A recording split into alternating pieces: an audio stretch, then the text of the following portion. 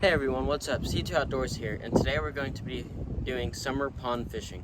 I have two rods here with me. I have a flipping stick, or not really a flipping stick, it's really just my T-rig rod, but I'm going to be using it to flip around and in heavy cover. And then I have my frogging rod. Today we're going to be mixing it up a little bit, using a little bit of both, trying to see if we can't catch them above and in the pads. Had some luck yesterday doing it, so we'll see if we can't catch them today.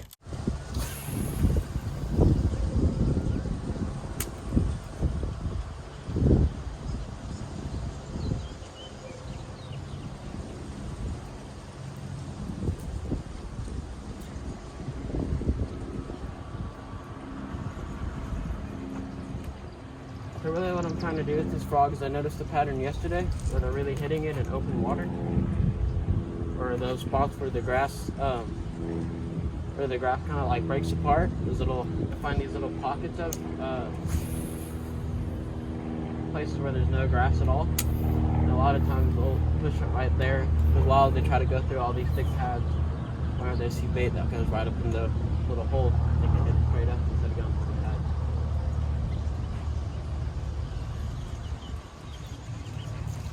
I'm also not fishing it all the way back. I'm trying to be as efficient as possible. So really, I'm only fishing the spots where I think I have the best chance of getting bit. And once I fish there, so these pads right here, I don't know if y'all can see them. I guess I can use these right here as a reference. But you see these pads right here, about a foot away from them, that's whenever I start reeling it in. I'll work it off a little bit, just in case anything decides to chase it. Pause for a second, nothing. Burn it back in. Really, you can cover a lot of water with the frog if you really fish it like it's supposed to be fished.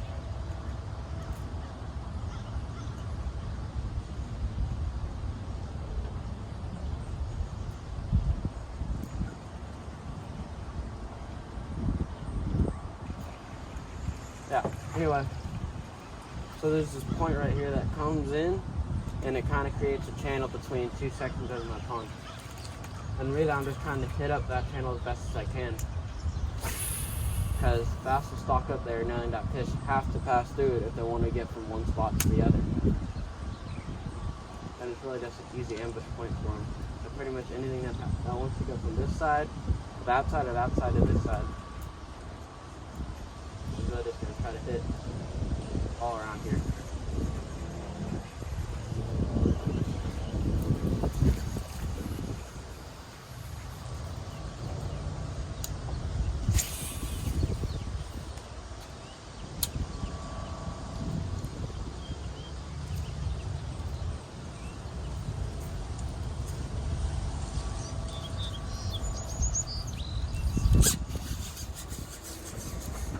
Oh, cool. That's not a bad one. I didn't realize he had it at first. I thought my frog was down for some reason. It was weird.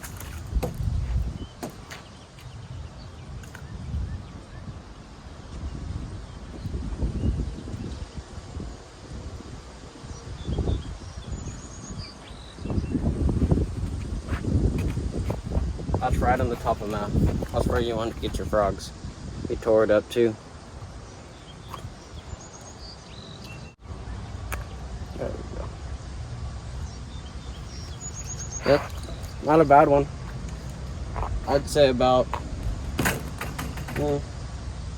maybe a 1 pounder or so. Yeah. So one thing that you'll always notice whenever you're frog fishing is that a lot of the times the hooks will always be stuck, or the frog will always be facing towards you. You'll almost never get it facing the other way unless you wait too long for a hook set. The main reason behind that is because just about every single time a fish sees a bait or sees something on top, every time it sees something on top, even if they're in front of it and see it coming, they'll swim around it and head up. Or I don't really know why that is. It just seems to be the only way that they're ever hooked. Like if you ever, just about never, you'll see a fish come up and hit it from the front. If you do, that's whenever you're probably missing your hook sets, unless your tails aren't cut off on your frog. Yeah, but really, whenever I'm bringing it over the pads, I try to make as not little, but I just try to bring it over slowly, because whenever they're in those pads, it's harder for them to track down. But whenever I get out to open water, I'm trying to kick up as much water as I can. So sometimes I'll pop it like that, like this, and you'll get a whole bunch of action out of it. Because a lot of times those fish will get attracted to that sound. That sounds like a dying bait fish on top of the water. And the good thing about a frog is that it doesn't have to mimic a frog. It can mimic just about any bait, not only go up onto the top as possible. So any type of shad, bluegill, and frogs, of course, and then also sometimes even rats or ducks.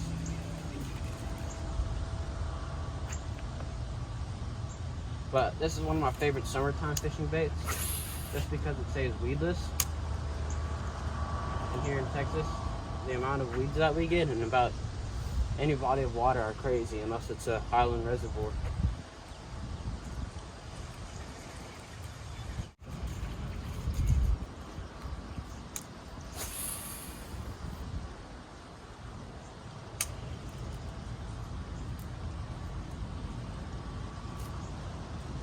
Another really good tip to do whenever you're frog fishing is, if you're really trying to get that more subtle action, is you cast it all the way over the place where you want to fish.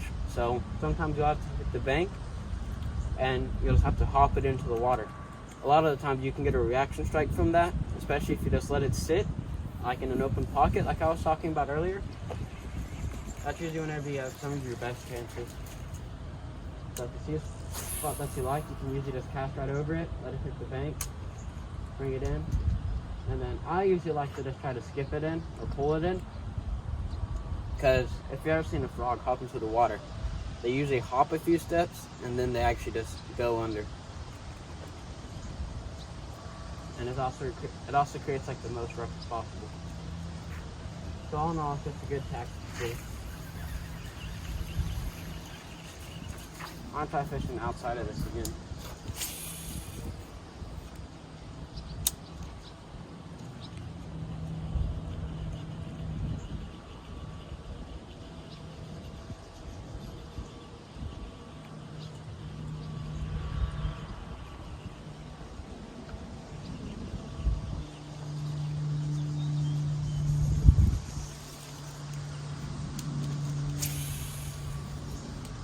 My equipment for this, or for throwing these frogs, is you don't have to go this heavy with your rod, but I choose to just because of what I fish on it and where I fish with it. I choose to stay with a 7.3 extra heavy, and as you can see, just watch the bend on this. There's almost absolutely none. Like, oh, 1 second. Missed him. Got me while I was talking. Dang. Anyway, so yeah, I use an extra heavy rod, and usually I'll fish a higher gear ratio.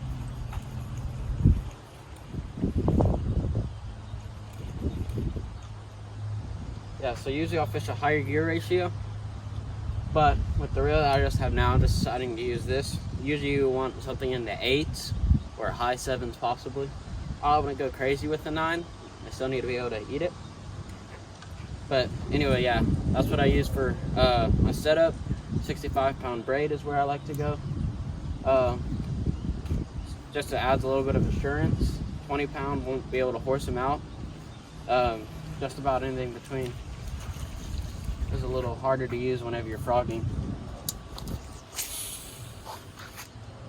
I know some people who've gone to 100 before. To me, that's a little overkill unless you're fishing just plain like a big old flat of mats and you're just in the middle of it. But 65 for me is the happy medium. Booyah makes great frogs. I use theirs a lot. Teckle, I believe is the name of that company. They have great frogs, especially for open water fishing, because they have these little spoons on a lot of them, and just kind of pick up water and move it.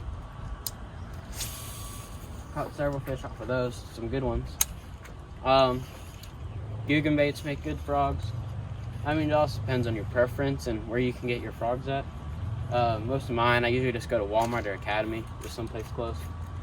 Don't need to go crazy with them. I mean, there's not a huge difference in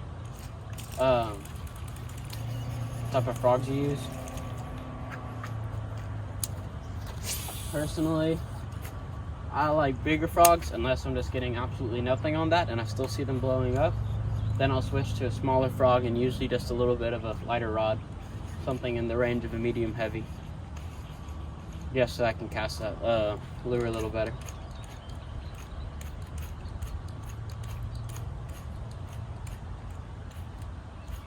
And the places where you really want a frog, they're really close up to the bank. You usually want to stay, or at least most of the time they are. If you can find a grass patch that's far, like if you're a Florida fisherman, yeah, go for it. But most of the patches that I find here in Texas, the ones that at least look decent where you're able to fish, are usually in anywhere between 0 to 5 feet of water. That gives them enough range to be able to go up and down underneath the shade, and that's the main reason why they'll stay under there. They just chase bait fish around under that shade.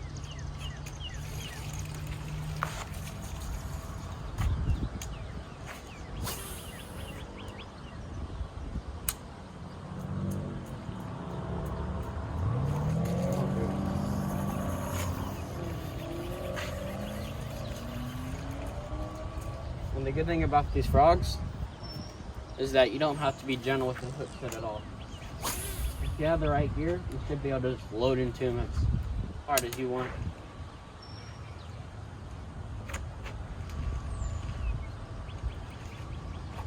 And also another good change you were to make if you wanted to your frog, I believe I have a video about it somewhere down. I'll link it below. Anyway, what you can do is just get a swim bait hook.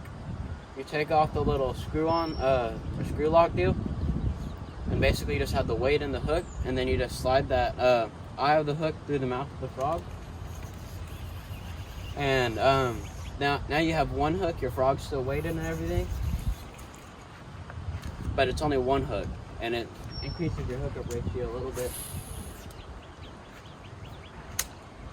And you're also able to walk the dog better with the center weight more than having two back weights as in the hooks. Because if you've ever seen these frog hooks, they get real beefy. Most of the time you usually get mustad hooks on a frog or gamakatsu. But either way, they're just absolute beefcakes. You're able to set it in there just about as hard as you want.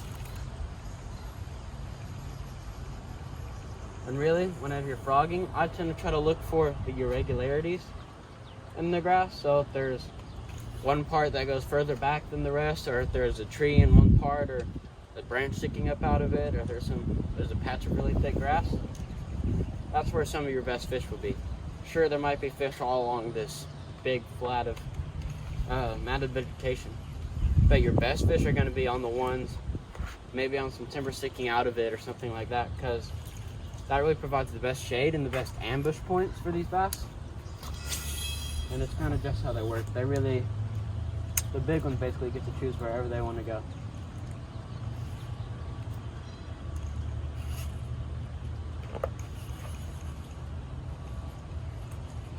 I think I'm going to slow it down for a second and show y'all some of the flipping tricks that I use.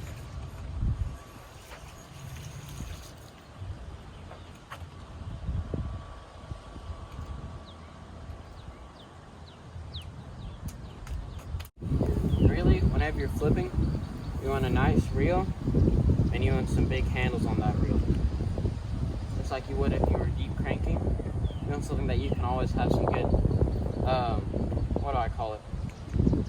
traction with your hands. You're going to be able to force that fish out of there, because if you're not able to bring that fish almost straight right to you, it's going to get wrapped up in some grass. Most of the time after that, you'll lose them.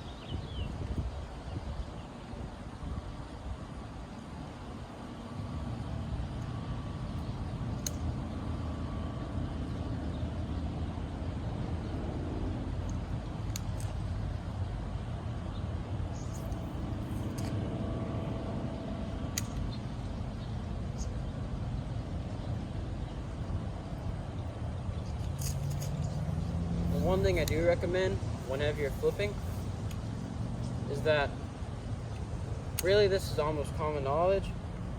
I'm really just trying to do it so I'm able to get a video out, because it's probably been almost a few months since I made the last one. But anyway, what I'm really trying to do whenever you flip is you really want to be close to your cover. You're going to be at the most maybe 10 feet away. You're going to be able to be almost right over you. So that way you're able to bring your rod almost straight up with that cover. Because that's the way that the weight's able to split. The weight's not able to split it whenever the moss is just running down your line and holding onto your lure.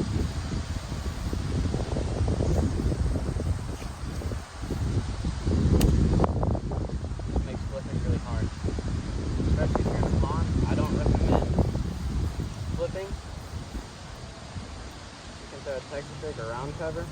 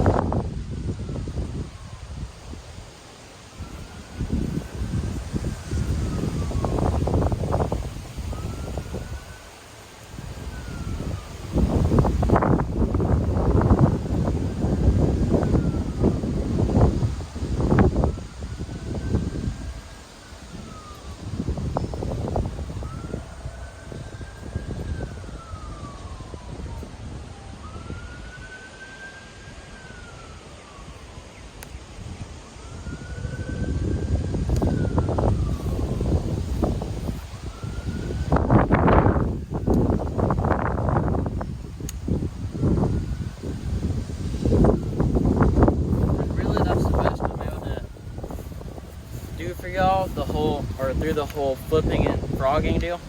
Sorry I couldn't get a few fish flipping. It's just a little bit harder whenever you're fishing from a pond. I don't recommend flipping from the pond unless it's really shallow cover and you're able to almost bring your rod straight up from it. But anyway, that's just about all for today.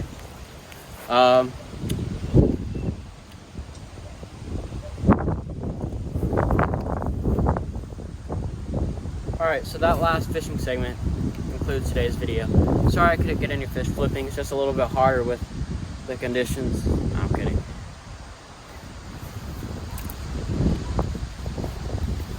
So that pretty much concludes today's segment on flipping and frogging.